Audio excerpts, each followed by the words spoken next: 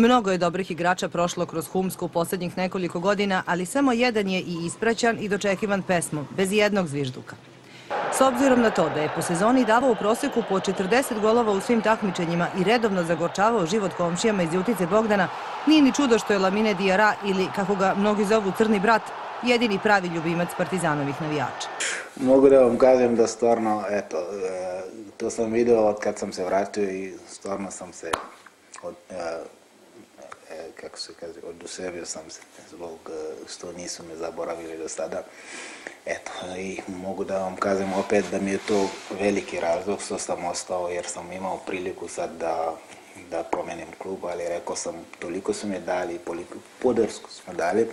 Ja mislim da je sad 6 mjeseca vremena da im vratim to sve i mogu slobodno da idem.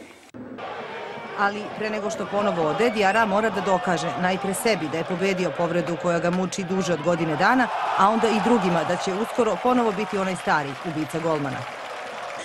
I stigao sam u situacija kao da batalim futbol, da li tako se kaže, stvarno, jer mi je mnogo teško. Sve što radim, ništa ne valja.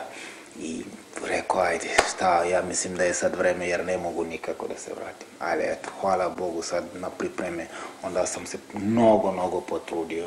Mnogo zbog iz sebe prvo, pošto sam mislio da ne mogu više, ali eto, sad stvarno vidim da mogu. Od 2007. kada je potpisao prvi ugovor sa Partizanom, promenio je na desetine saigrača i čak 4 trenera, Đukića, Jokanovića, Stevanovića i Stanojevića. Od svakog je naučio po nešto novo. Sada je na redu Grant. Meni on mnogo znači. Zašto? Zato što kod njega, dobio sam poverenje. Jer ti je bilo, ajde, potrudi se i ko više radi, onda zasluže mesto. To je nešto drugačije.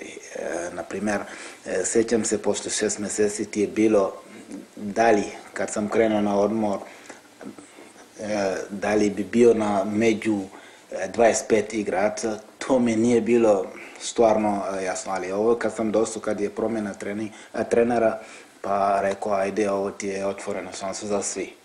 S obzirom na to da je u prvom delu sezone imao zanemarljivu minutažu, mnogi su poverovali da Diarra više ne može da se vrati u prepoznatljivu formu. Nakon ovih priprema, na kojima nije bilo problema sa kolenom i činjenice da je ekipa ostala bez Marka Šćepovića, pred Diarrom se otvara put ka povratku među startere. Čelnici kluba napravili su dakle odličnu procenu kada su rešili da mu daju još jednu šansu. I zbog toga kada moram da ih zahvalim mnogo, zato što smo lepo primili i nisu me zaboravili i dali su mi stvarno šansu da treniram sa njima i da se izborim da budem tu gde sam. Dakle, nisu ga zaboravili funkcioneri, nisu ga zaboravili navijači, ali da li su ga zaboravile Beograđanke? Od kad sam se ženio.